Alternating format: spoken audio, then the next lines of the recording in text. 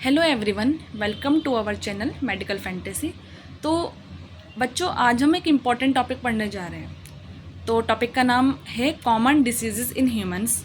ये टॉपिक बहुत इंपॉर्टेंट है और बहुत इंटरेस्टिंग भी है ना। इम्पॉर्टेंट क्यों है, पहले इम्पॉर्टेंट की बात करते हैं। क्योंकि देखो, बेसिकली आपकी इसके अंदर आपको काफ़ी सारे डिसीज़ के बारे में पढ़ना है। लाइक टाइफाइड के बारे में पढ़ना है, कॉमन कोल्ड के बारे में पढ़ना है, निमोनिया वगैरह है ना, इन सब की चीज़ों के बारे में पढ़ना है। मलेरिया के बारे में पढ़ना है। मलेरिया की जो लाइफ साइकिल होती है वो आपके बोर्ड एग्ज़ाम में बहुत इंपॉर्टेंट रोल प्ले करती है। इट मीन्स ये मान लो कि 99% वो आनी आनी है। उसके अलावा लाइक आप पढ़ेंगे, जैसे मैं अभी आपको पढ़ाती हूँ, जैसे कि टाइफाइड को कौन सा ऑर्गेनिज्म करता है? Salmonella typhi. वायरस को कौन सी बीमारी अफेक्ट करती है? मतलब कॉमन कोल्ड कौन करता है? Rhino virus. तो बेसिकली ये जो राइनो वायरस है, साल्मोनेला टाइफाई है, स्ट्रेप्टोकोकस निमोनिया है, ये जो वर्ड्स हैं ये बहुत इंपॉर्टेंट है नीट के लिए।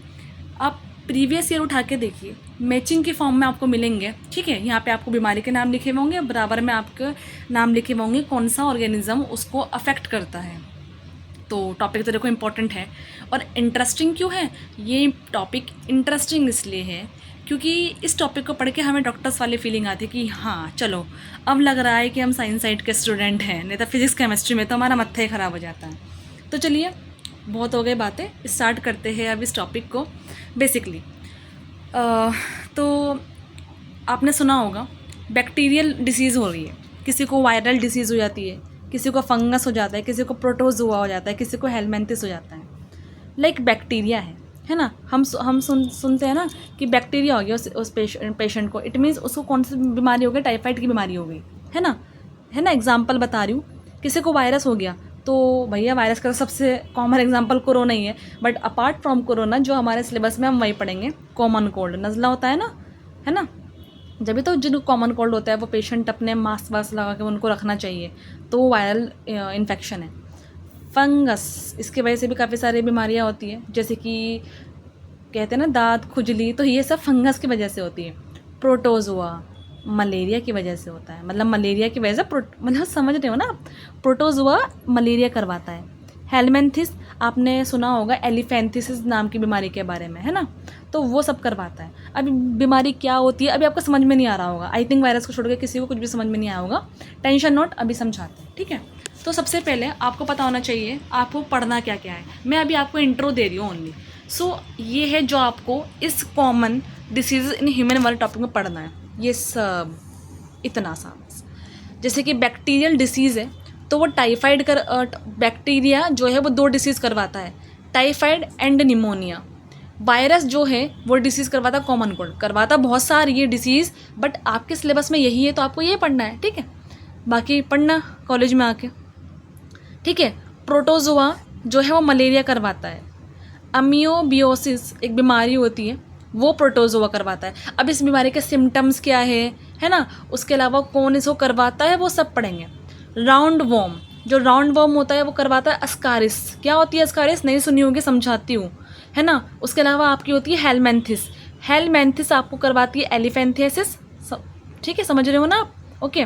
रिंग वॉर्म आपकी एक फंगल इन्फेक्शन है जो कि आप, है ना, जैसे कि हमारे हाथ में पैरों में खुजली वगैरह आती है ना, तो वो सब चीज़ें हमारी रिंग वॉर्म बेसिकली करवाती है। तो इतना भी थोड़ा सा याद रखिए, है ना। बेसिकली आप तो राउंड वॉर्म, यहाँ पे भी राउंड वॉर्म होगा। देखिए एक चीज़ और याद रखना, आपके पास में अस्कारिस एक बीमारी है ना। व्हाट इज़ अस्कारिस, व्हाट इज़ एलिफेंथियासिस, आप टेंशन ना लें, समझाने वाले हम हैं, ठीक है। अस्कारिस जो है वो भी एक वॉर्म से होता है, ये भी एक वॉर्म से होता है। ये इंपॉर्टेंट है, नीट में फंसा देते हैं। नीट वाले बोलेंगे अस्कारिस तो फीलियर वॉर्म से होता है, बट नहीं, बिल्कुल नहीं, अस्कारिस होता है राउंड वॉर्म से, ठीक है बच्चों। एलिफेंथेसिस होता है फीलियर वॉर्म से।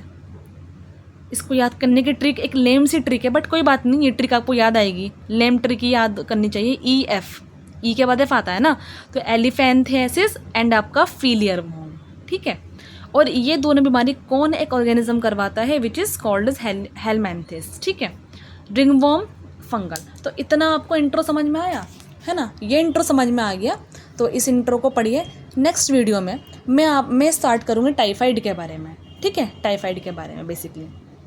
ओके, थोड़ा सा और समझ लीजिए, जैसे कि देर बेसिकली ये है कि मान लो किसी को टाइफाइड हो गया और हम बोलते हैं कि टाइफाइड करवाता है कौन, साल्मोनेला टाइफाई एक बैक्टीरिया है जो आपको टाइफाइड करवाता है। तो वो जो साल्मोनेला टाइफाई है उसको आप पैथोजन बोलेंगे, पैथोजन बोलोगे जो आपको बीमारी करवा रहा है, ठीक है। तो what is pathogen? Disease causing organism are called pathogen. समझ में आया या नहीं आया? अब मान लो कोई इंसान बीमार है ना, तो क्या होगा, उसमें क्या क्या चेंजेस आएंगे बताओ।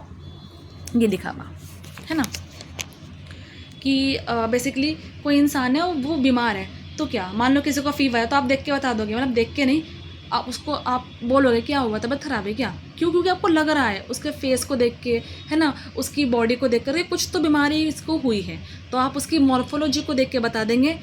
और फंक्शनल डैमेज क्यों? क्योंकि उसकी बॉडी में कुछ ना कुछ तो डैमेज हुआ है जब तक वो बीमार हुआ है। तो बेसिकली यही होता है इसका काम, पैथोजन का मतलब यही होता है, पैथोजन यही चीज़ करवाता है कि उस इंसान की मॉर्फोलॉजी फंक्शनल सबको डैमेज कर दो। पैथोजन जो है वो जानता है कि मुझे कैसे रहना है होस्ट की बॉडी के अंदर, तो वो अपने आप को अडेप्ट करता है। समझ रहे हो ना बच्चों, वो अपने आप को अडेप्ट करता है। कई पैथोजन हमारी बॉडी के अंदर रह के हमें नुकसान पहुँचाते हैं, कई पैथोजन हमारी बॉडी के ऊपर रह के नुकसान पहुँचाते हैं। बेसिकली यहाँ पर हम इनके बारे में पढ़ाते हैं। ओके, सो बस यही आपका है। तो आप एक बार इस पेज को पढ़िए और एक बार इतने से टॉपिक को पढ़िए, खाली देखिए यहाँ से लेके यहाँ से स्टार्ट करिए और यहाँ पे ख़त्म करिए। वही ये वाइड रेंज ऑफ ऑर्गेनिज्म होते हैं, जैसे कि bacteria, virus, fungus, protozoa, helminths. तो बैक्टीरिया में अब आपकी 2 बीमारियाँ आती है, बताइए कौन कौन सी, मैंने आपको अभी पढ़ाई, अगर आपने याद करी हो तो अपने आप बताइए, कमेंट सेक्शन में कमेंट कर दीजिए। चलिए मेरे बोलने से पहले, बैक्टीरिया में 2 बीमारियाँ आती है, टाइफाइड एंड निमोनिया। वायरस में 1 बीमारी आती है, कॉमन कोल्ड।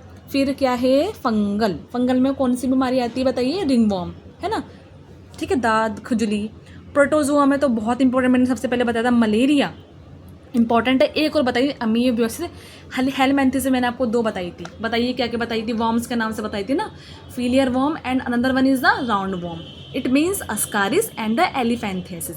अगर अभी याद नहीं है तो टेंशन लेने की ज़रूरत नहीं, याद भी करवा देंगे, बट आपको जब आपको समझ में आ जाए, वीडियो देख लिए, तो आपको ये पता होना चाहिए बैक्टीरिया में कितनी बीमारी आती है, वायरस में कितनी आती है, इतने इसमें कितनी, इसमें कितनी, ठीक है। Could cause disease in man, तो ये 3-4 चीज़ें, जितनी भी 5-6 चीज़ें, सब मिलके एक इंसान को बीमार करती है।